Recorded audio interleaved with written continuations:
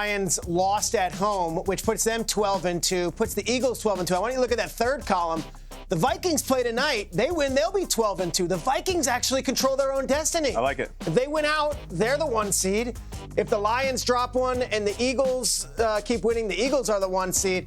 The Lions, of course, right now currently hold it, but it means nothing until Week 18, Jamie Erdahl. I loved that quote from Jalen Hurts after that game, that the grass is only greener where you water it. Well, the Eagles in the fourth quarter of that game didn't allow the Steelers to water anything. That final drive for the Eagles took 10.5 minutes. It was pure, beautiful execution. It was foot on a jugular type of thing to end that game in Philadelphia. Steelers haven't won in Philly since 1965, and it didn't happen yesterday, Peter. What'd you like about this game? Philly, as we're watching Detroit and Buffalo and we're doing the points, Philly will just beat the crap out of you. They're going to get you in a phone booth and they're going to punch you in the face and they're like, now try to leave the phone booth. Like, you can't. Like, that's how they win. And it's like... What's a phone booth? The phone booth. Remember the old phone booths? Yeah. After reading the yellow pages. This is like the toughest team inside the Steelers. You're talking Cam Hayward and T.J. Watt and all those big boys and they just beat them up yesterday. And I don't want to get twisted. This was a very close game at one point, and Cooper DeJean had a bad fumble. Hurts made a mistake early, and the Eagles were able to dig out of it. But this whole I can't really get around this whole it's us against the world thing. A.J. Brown, you're the one who said what you said last week. And then Brandon Graham is a teammate of yours. He's the one who made it a national story. We, the media, didn't do anything. And then just as we want to do the whole it's us against the world, we're going to galvanize. What's the clip we have this morning? Bill Henschel, our wonderful producer, Philly-based, of course. Can you show me what I asked for this morning? Let's see. This is Clint Hurt, the defensive line coach, and Nick Sirianni. Sirianni wanted to talk to Jalen Carter, and Dom's involved. And, keep your distance, coach. We're good. Those are two coaches having words. We're not the ones doing this, Philly. This isn't us. We're not the ones who are making this happen. The cameras caught it. Yeah. But there's going to be more questions on that, and that's going to be a story this week. And maybe that feeds and fuels people. I like this Eagles team a lot because they play a different style than the rest of these, Star Wars teams that just throw the ball up in the air. And I think that really works in January. I'm not sure I can do the whole it's us against the world thing because I'm watching it in real time that there definitely seems to be some sort of inner fire and conflict during these games and after these games. And then maybe they use that to motivate. So I don't know. Let's see what happens with that story with Sirianni and a great defensive line coach because I didn't make that happen, and I know my colleagues on the show didn't necessarily. I didn't do it. Yeah, I didn't do that. I promise. I didn't do it either. Peter, I love the in the phone booth reference. It's like Rock'em Sock'em, right? You talk about the Philadelphia Eagles. The Philadelphia Eagles, they're like that one friend that's at the schoolyard, and no matter where that one friend wants to fight, they're ready for it, right? It doesn't matter if you want to go to schoolyard, it doesn't matter if you want to go to the gym, the cafeteria. These guys will fight you wherever and however you want to get down. And that's the thing about the Philadelphia Eagles. You don't know what the phase of the game they're going to dominate in. So it doesn't matter if it's the defense, it doesn't matter if it's in the trenches with the big fellas, right? Big Landon Johnson, big Jordan Mailata. I don't know how to pronounce his last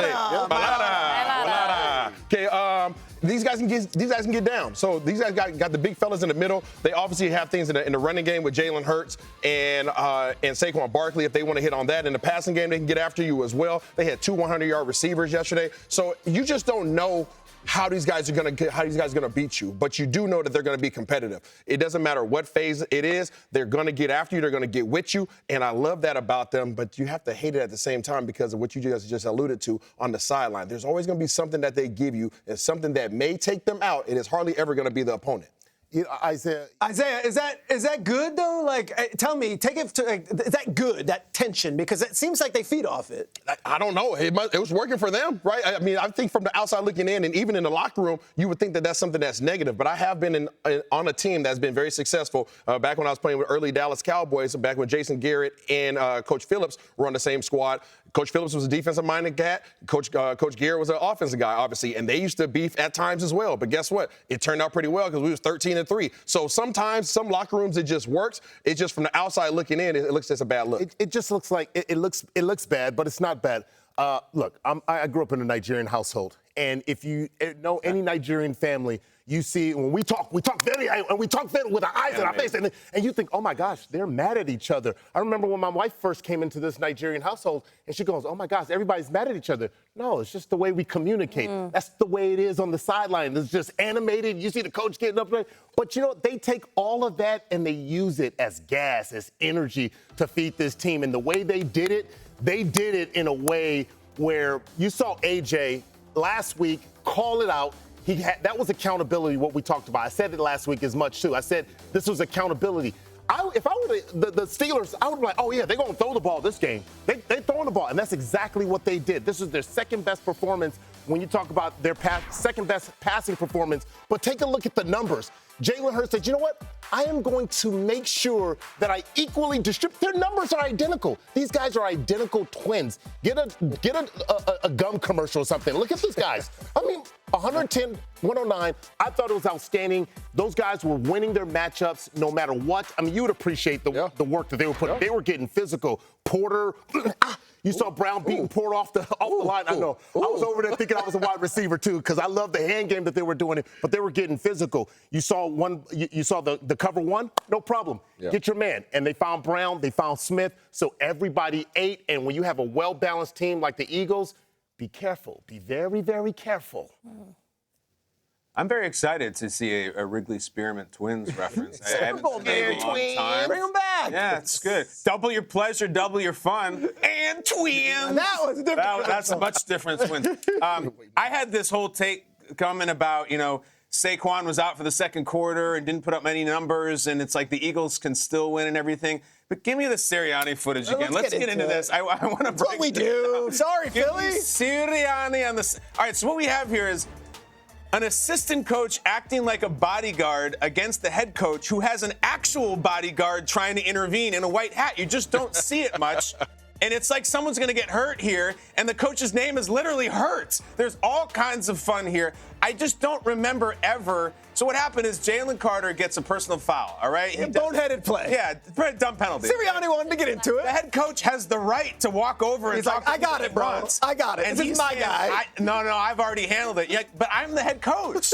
But I handled it. Get out of my way, coach. I run, or do you run this thing? Listen, here's my headline of all this, and this is what should go over this image. They've won 10 in a row. No Eagles team ever has won more games in a row. And it's like last week, we kept trying to say with all this AJ stuff, they haven't dropped 3 out of 5. It's 9 in a row last week. Now it's 10 in a row. So maybe that's just where we are with this Eagles team and this Eagles staff. They're just like a marriage that just likes to fight. Wait, I'm being told by a lot of folks and my Philly friends mentions that. Did you not? Of course, you showed us and show the hug. Sirianni and Carter hug, dude. Like, you got to show the hug, too. Give full context. Your thoughts to that. So they hugged, and they bookend it. But it's kind of the point, like, that some couples just like to fight. Like hot. Yeah. You know what comes after the fight? You know what comes after? I mean, let's just say you come back together and you make up. And they do this by winning by 2 touchdowns over a great Steelers team. So I don't mind the fighting as long as like that. And that's them. They're doing. This is what they are. They're the makeup sex team. I'm just going to say it. It's 8:31 Eastern. I'm on the Leafs Network. I apologize, but you all know what I'm talking about. Let me get it out. That's what this team is, and it's like you live and die by it. The makeup giveth and it taketh away. But when it giveth, woo, it's going to give all the way to New Orleans. That's